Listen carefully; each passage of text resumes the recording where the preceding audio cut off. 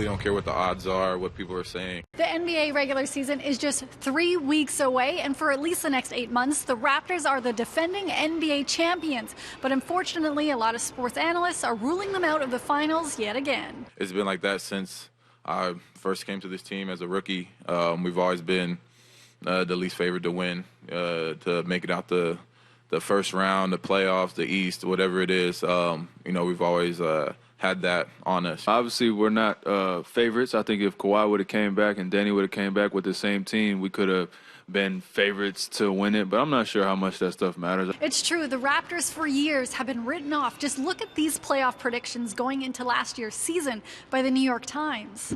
Every single writer at the New York Times picked the Boston Celtics over the Toronto Raptors in the Eastern Conference Finals, or didn't have the Raptors in the finals at all. And a friendly reminder that the Raptors beat the Milwaukee Bucks in the Eastern Conference Finals. Another team that was pretty much wrote off last season. Now, it wasn't only the New York Times picking the Boston Celtics over the Toronto Raptors going to the finals. It actually was most sports outlets in the States. Sports Illustrated wrote a huge feature going into the season last year about how the Warriors and Celtics would make it to the finals and how they might become this generation's biggest rivalry.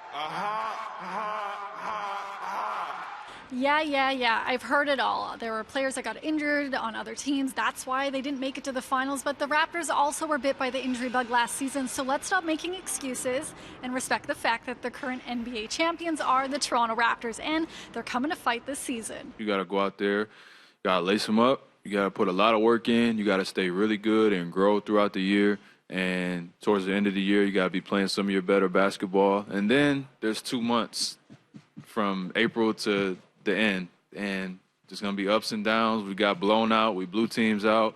We had injuries. There's a lot of stuff along the way that goes into winning championships. So it's not as cut and dry as people want to make it seem. We all have the belief that we can run it back, and we're going to go with that despite what's being written or talked about. Yes, Kawhi leaving the Toronto Raptors was one of the big NBA moves this offseason, but a lot of players went to different teams, which really means this year could be anybody's year. If you say who's going to come out of the East, I think it's a question.